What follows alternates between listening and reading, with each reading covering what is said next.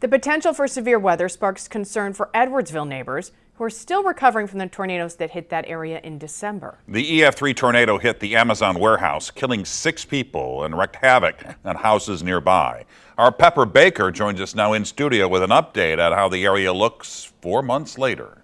Yes, many of those people had to replace their roofs, fences, and windows. Some still have damage to their carports and their barns. A couple of neighbors just hope tomorrow's storms won't undo the progress they've made over the last 4 months. Basically going down to the basement. When an EF3 tornado hit Edwardsville in December, Kenneth Brockmeier took shelter in the basement of his home that was passed down from his grandfather to his father and now him. It's amazing that everything went through here, and this house doesn't have any cracks in the drywall. He did lose a carport, a tool shed, a smokehouse, and a hard maple tree that was about 150 years old. Everybody lost something, but you can replace things.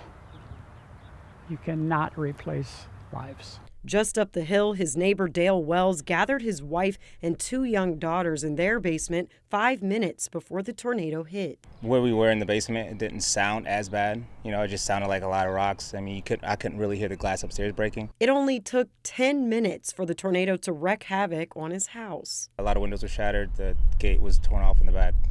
A lot of personal property. The roof had to be replaced. We got a lot of stuff done already since it happened. Debris from the Amazon warehouse also flew into their neighborhood. They had 2 crews out here for probably close to 3 weeks picking up styrofoam. 4 months later, Wells is taking what he learned and will plan accordingly for next time. I think now that we've had a storm, you know, and it was as serious as it was, you know, we'll probably prepare for it even quicker, as far as, you know, making sure we're all downstairs, and we'll put some things away that were lost in the storm last time. Wells's neighbor's house really got hit bad. There was still blue tarp on the roof. Windows were boarded up and the backyard fence was completely wrecked. The family is actually staying somewhere else in the meantime while their house is being fixed. 6